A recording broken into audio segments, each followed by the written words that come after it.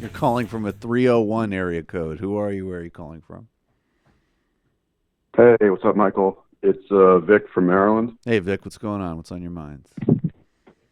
A lot. So basically, I don't know. I just want to talk about like the experience that a lot of people around DC, in the suburbs of DC, are having right now. Yep. Because there's just a ton of people around here who work for the federal government, and both people in the household do. Yep. And so, like my household, my neighbors, like two of my neighbors, there's no income coming in, Right. and everyone's panicking.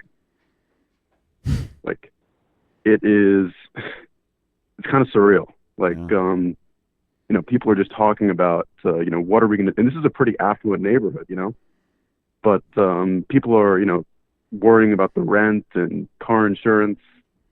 And it just goes to show that even if you're, a white collar worker, you make, $80,000, $100,000 a year, people are still living paycheck to paycheck at that Yep. income level. Definitely.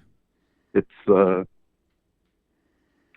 I just want to, let everyone know that, I'm not trying to be like, oh, well, it sucks for us, up here up in the middle class too. But I mean, No, it sucks for everyone right now with the it shutdown. does. It does. I don't think. Look. We need to expand. I mean, there is a demonization and lack of focus on poverty and the poor in this country, which is striking, and people need to have a much more clear understanding of poverty across the board. There's no doubt. But then conversely, I mean, look, the 99 versus the 1% formulation is very smart.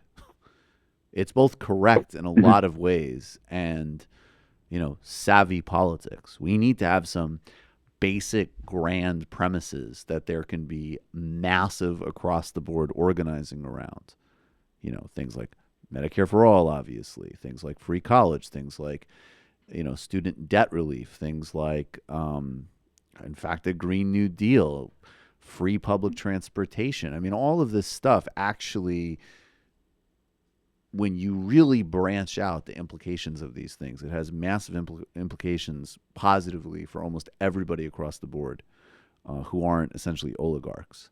And this is a dynamic in a different context. Chris Hayes put his finger on some of this in Twilight of the Elites, which is a good book. People should read that book. And he talks about how, you know, out of the financial crisis, there was also a lot of people who had been, what Bill Clinton called people who work hard and play by the rules. And unfortunately, Elizabeth Warren echoes some of that rhetoric, which is something I don't like that she's doing.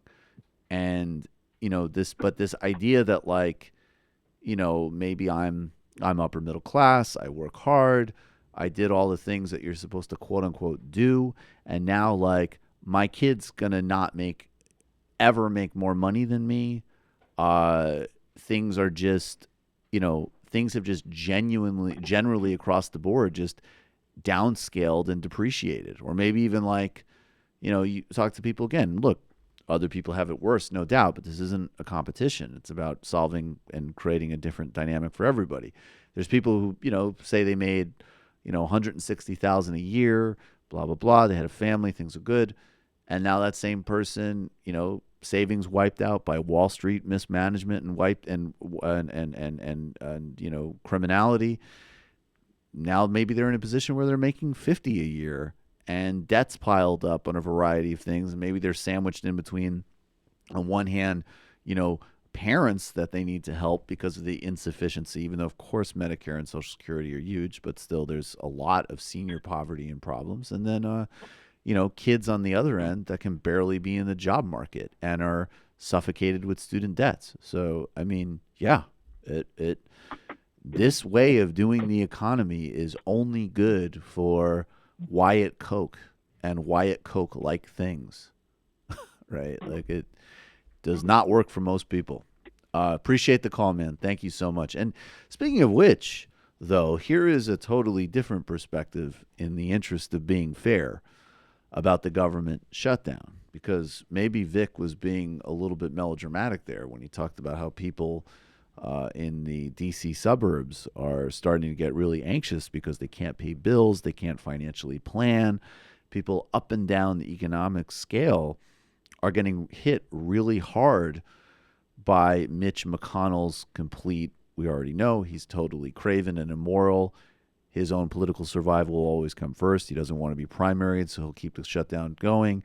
And of course, the demented milk brain bigot trust fund baby president is having a tantrum because, I don't know, Rush Limbaugh or some other fascist toxic influence on the culture basically got word to him that he isn't manning up on the border wall.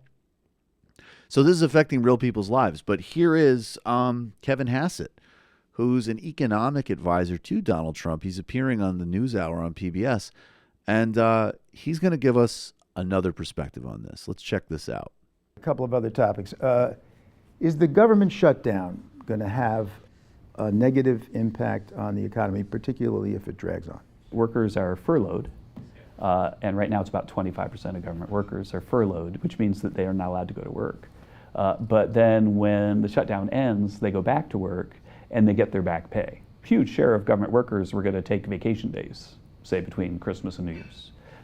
And then we have a shutdown, and so they can't go to work, and so then they have the vacation, but they don't have to use their vacation days. And then they come back, and then they get their back pay, then they're, in some sense, they're better off. So no long-term economic effect? Short-term, we could definitely see it in the numbers. But in terms of something that viewers should be nervous about, no, there's not going to be a negative effect. Okay, yes, that is, I mean, that's a psychopath. That's a purely psychopathic response. It reframes a lot of things for me. I remember after I graduated college into the economic crisis, going through extended periods of scrapping together freelance jobs and being also just jobless and doing things like couch surfing. And I had no idea that I was really just on an extended vacation. I didn't have health care. I didn't always have enough food. I was in a constant state of stress. But really what I was doing was catching up on reading. That really framed, I mean, look, there's major macroeconomic long-term implications of an economy that's already pointing towards going into recession, just even on a cyclical level, right? Like going 8, 9, 10 years without a recession is highly unusual in capitalism. Capitalism is unstable. Capitalism fluctuates. Capitalism is fundamentally dangerous. Plus, none of the sort of big macroeconomic wrongs like fundamental reform of Wall Street, like betting on people's loans in a already compressed economy where people can barely survive and have to put things on credit cards. That's more than half the population, from education to cars to housing. We're already going towards that.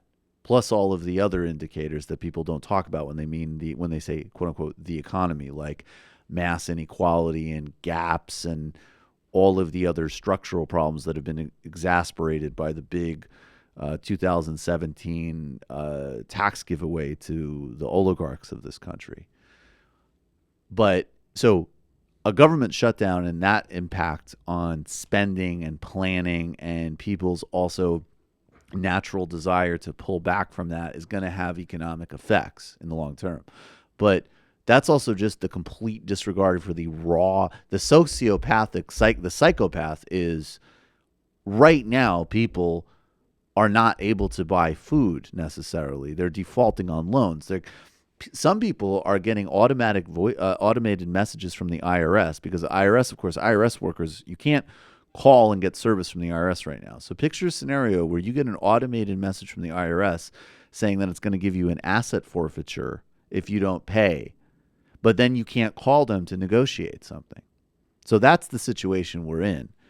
And Hackett they're having a vacation, which of course runs parallel to his stupid, moron, buffoon, jackass trust fund baby boss saying, well, you work it out, just like I worked it out by getting loans from Dad. This is standard Republican stuff, too. This is Jeb Bush after one of the Hillary-Bernie debates, talking about wanting a recession in D.C. President Obama will leave office and he will accumulate more debt than every other president before him combined. You heard the laundry list: a New Deal, free college education for everybody, free health care for children, expanding Social Security and Medicare, in-state tuition rates for illegal immigrants, similarly Obamacare subsidies for illegal immigrants. How the argument that you're going to give people something for free might be appealing to a lot of people. How do you make the argument that bankrupting the country is not a good idea to get there? Well, I think we have the benefit now of all this, this philosophy of offering free things to people not working. The wrong track numbers in this country are historically high, and they stay high because people see declining incomes. Right. They've lost control. They don't think the system works for them. I think the better message is, let's disrupt Washington. Let's create a little bit of a recession in Washington, D.C. so that we can have economic prosperity outside of Washington. And I know how to do that because I was governor of a state I got to do that as governor. And the state led the nation in job growth 7 out of 8 years. That kind of attitude of cutting taxes, cutting government spending, reforming the things that are broken are what we need. And I think in this environment... Okay, right. Yes, you're absolutely right. There's, again, nothing special about Trump here. This is all standard and issue he's not doing Republican anything bullshit. they don't mind. That's right. Or he wouldn't be doing it, or he wouldn't be allowed to. 100%. We've seen. I mean, the handful of things like that are like, Paul Ryan would come out and be like, "You can't do this on tariffs," and then be like, yeah, saying something racist on Twitter. I don't want to get into that. I don't look at Twitter.